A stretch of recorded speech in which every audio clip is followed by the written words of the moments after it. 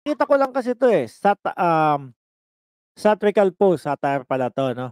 So sabi dun sa satire post, "Rendon handa na sa PBB audition kung papalarin." Eh, 'di ba po giba na yung ano, yung Pinoy Big Brother house mga kababayan, sira na yun, 'di ba tinanggal na. O paano pa papasok 'tong si Rendon dun? Kasi napapansin ng tao 'no, komento ng komento 'tong si Rendon Labrador, kahit wala na sa tama. Kumbaga, ang nakikita ko at napapansin ko sa kanya, ang ginagawa niya is atensyon na lang. Sinasadya niyang mali yung sabihin niya para mas, sumikat siya. Pero, eto, tayo-tayo lang ang nakakaalam. Eh, mukhang pa-bankrupt daw itong si Rendon. Nasabi lang, nabulong lang, ano po, tayo ay nagtatanong lang kung totoo nga ba yun, pero mukhang alows na daw arep 'tong si Rendon, sabi. Inisip ko naman dati, sabi ko, kasi 'di ba sa mga ta-artits, sa mga artista, mga kapatid, 'no? Kapag napapansin ka, mas madaming pelikula ang nagagawa mo, mas dumadami yung pera mo, 'no? Sa kanila uso yung good or bad is always publicity, 'no? So sabi ko, ang style ni Rendon is gano'n, mapa-good man, mapa-bad man, ang importante sa kanya is yung publicity. Pero may nakapagbulong sa'kin,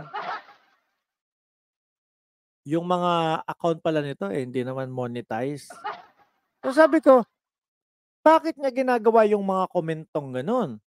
Natanong ko yung kaibigan natin, bakit niya nagagawa yung mga komentong gano'n, eh, wala pala siyang nahihita? Sabi, wala lang, gusto niya lang sumikat. Dinadagdagan niya lang yung problema niya. Eh, kung sakali na walang dulot sa iyo yung isang bagay, eh, tigil mo na. Wala ka namang nahihita. So sabi dito, Rendon handa na sa PBB audition kung papalarin. Gagawin niyang mag-isa ang weekly task since bida-bida naman siya. Gusto niya ring ipatikim ang motivational rice kay kuya at sa mga housemates. Putik na yan. Asan ba yun? Sa ilalim niyan, ewan ko kung eto, kung parte pa din ng satire 'to ano? Kasi ayan yan yung account na ganyan yung account, eh, o siguro may nag-edit lang. Sabi, "'Pag ako nakapasok sa bahay na yan, papalayasin ko pati si kuya kasi walang kuya-kuya sa'kin. Ayaw kong tinuturuan ako ng mga gagawin ko. Stay motivated." Siguro edited lang 'to ano? Kasi yung sa taas is satire ang sabi. Pero hindi mo din maisip, eh, baka siya minsan 'to, eh. Kasi napapansin ko talagang sinasadya niya yung magkomento na mali siya, sinasadya niya yung magkomento ng mababash siya. Hindi niya na iniisip yun, ang isip na lang is kailangan is umugong yung pangalan ko. Bakit kaya ano? Sabi ni Luis na naman, Arandaza, si Rendon Labrador mag-audition na, siguro maraming boot out, ma-evict agad. 1 week pa lang ano, evicted na. So, ako hindi ko po gugustuhin yung mga gano'ng ano, gano'ng paraan na mapansin sa social media. Mas gusto ko yung kahit mabagal, okey lang. Lahat naman po ng mga vloggers 'no, eh, ang gusto is mapansin sa social media. Sino ba naman ang magsasabi, "Naku, ayokong mapansin, ayokong sumikat sa social media." Sino magsasabi ng gano'n?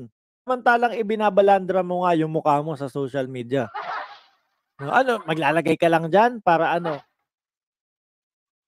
sasabihin, "Eh, gusto ko lang may reference, gusto ko lang na meron akong ano, something na eh, di i-private mo yung account mo, 'di po ba? I-private mo kung ayaw mo naman palang sumikat o ayaw mong mapansin." Kaya po yung mga magsasabi na, hindi ko talaga intensyon na sumikat dito, gusto ko lang merong ano." O i-private mo, 'wag mo ipanood sa lahat.